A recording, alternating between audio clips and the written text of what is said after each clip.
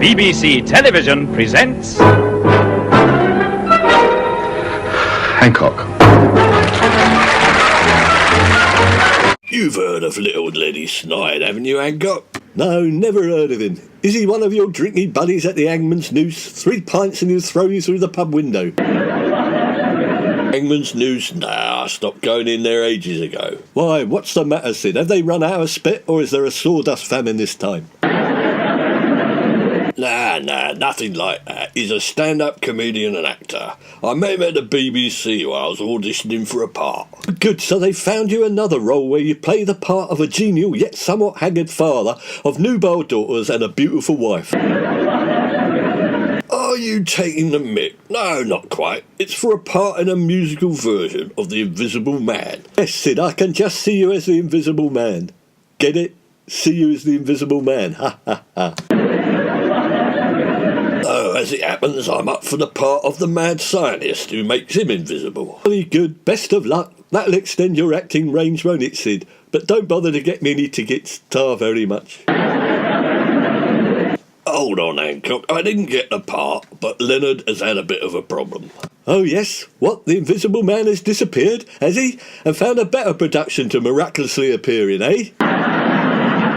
No. The roof on his studio has collapsed and he's looking for digs. His roof has collapsed, has it? Oh dear, what's that got to do with me? I haven't even got a dressing room at the BBC, let alone a studio. Anyway, I told him he could stay around here for a few days until he gets his studio sorted out and he's found a hotel he liked. You did what? You didn't think of running it past me first, did you?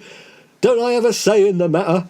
I not only live here, Sid, I own the flaming place. Well, it sort of happened very quick. The room of his studio collapsed and he staggered out, covered in plaster. Plastered, was he? No, I don't want any drinkers round here. No, it's bad enough living here with you on a Saturday night. Anyhow, he offered to pay you, did he? How much? He offered 40 quid a night. 40 quid? You're joking. It would cost him 250 a night in central London. All right. Hold your horses. We agreed 60 nicker. It was 100 quid, was it? Done. And I'm not splitting it either.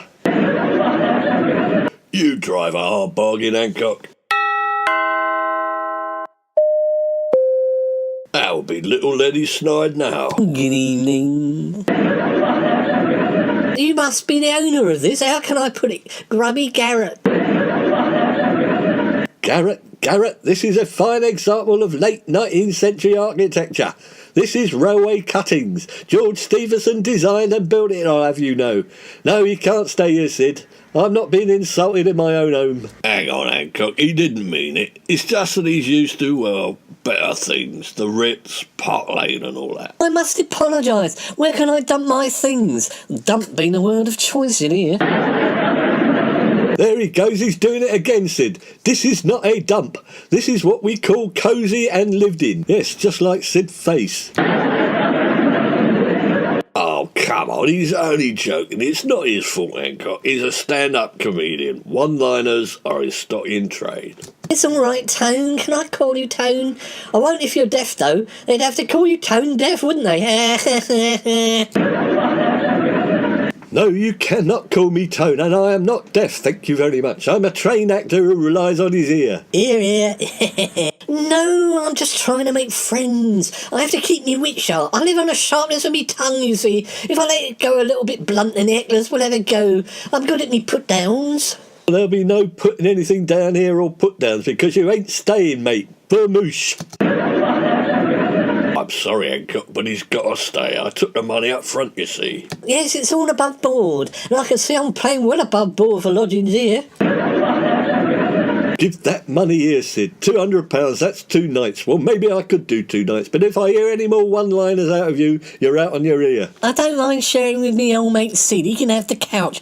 But do you mind awfully if I bring my pet elephant in too? Pet elephant? What are you talking about? Yes, I was only joking. I've got the one and he's staying at the zoo. I take him on stage, you see. I make a trunk call with him. He blows big soap bubbles out of it. That must be my agent Hattie Jakes. Oh, she looks after me, she does. She's like a mother to me. She makes sure I behave myself, you know what I mean. Oh, hello again, Mr. James. So lovely to see you. Moi, moi. Hello, Hattie. Yeah, it's mutual. Oh, so this is your residence, is it? A trifle pokey, I'm sorry to say. I hope you don't have rats, do you? Pokey rats, this is a desirable bijou residence in the leafy suburbs of Surrey East Cheam. It's Council House Tax Bracket A, if you must know. Oh, what was that noise? I thought I heard something. Anyway, as I was saying, I'm not staying anywhere where there is a chance of vermin. I'm allergic, you see. Madam, you are not staying here, vermin or not. We may have a few pigeons in the roof space, and sometimes we get the odd mouse or a crow or a bat flying in, but definitely no rats. Oh dear, there's that noise again. What is it, Mr. James? Has somebody left the TV on or something? Hello, Miss Jakes. This is Tony Hancock, the owner of the establishment which you are in the process of running down, right in front of me, over and out. Oh my word, I'm sorry, Mr. Hancock. I didn't see you over there. Now, isn't that a funny thing? I'm looking for an invisible man for our little play at the BBC. You'd be perfect. Yes, he's a dead ringer for the Invisible Man. As soon as I walked in here, I saw right through him. Like an X-ray it was. Last time I saw something like that was in an hospital surgery. I couldn't play underneath him, no. Madam, I have no interest in appearing in your production. I wouldn't be seen dead in the part. I'm a top comedy actor. Well, that's the funny thing, Mr. Hancock. You wouldn't be seen at all. You'd be swathed in bandages. You'd be totally anonymous. I think he'd be perfect. He's totally anonymous. I've never heard of him, have you? Tony Bedrock he is. We could change it to the Anonymous Man. Nobody's heard of him, you know. That's it. You can both have your money back. You're not staying here. Don't Hancock. He's only cracking gags. That's his job. That's his living. I would remind you, Mr. Bedrock, that the role of the Invisible Man pays £1,000 a week. Yeah, you see, that's a bag of sand in your hand every week. Not on your Nelly. I've never been so insulted in my life. I've got a reputation to keep up. It's Hancock, not Bedrock Hancock. Oh, you've got a reputation, have you? As a ladies' man, I suppose. Oh, is that like Harvey Weinstein? Oh, you can't do that anymore, you mucky pup. Not that sort of reputation, you fool. I am a family entertainer of 20 years standing. I don't need to appear in any second-rate repertory production of some penny dreadful B-movie.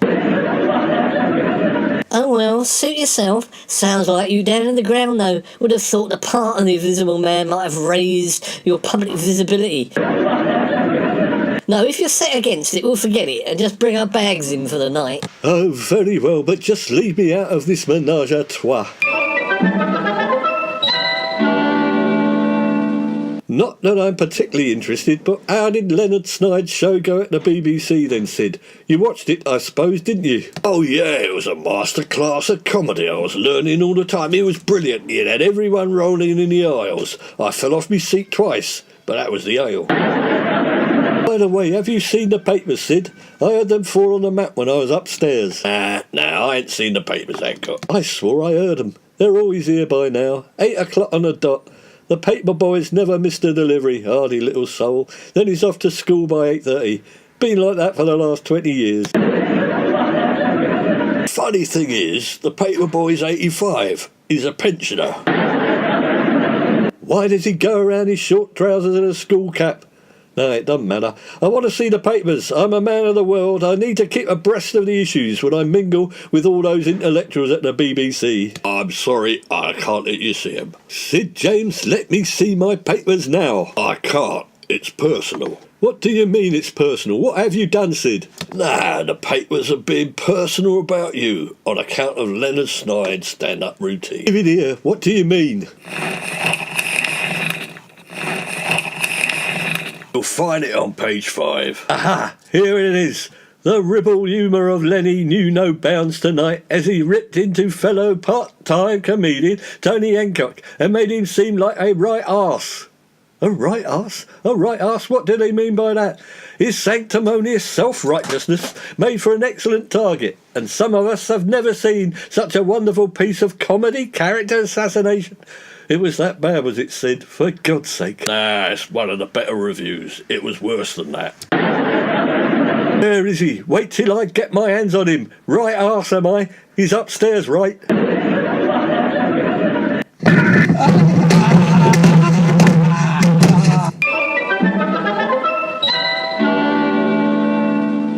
Oh, Mr. Hancock, are you all right?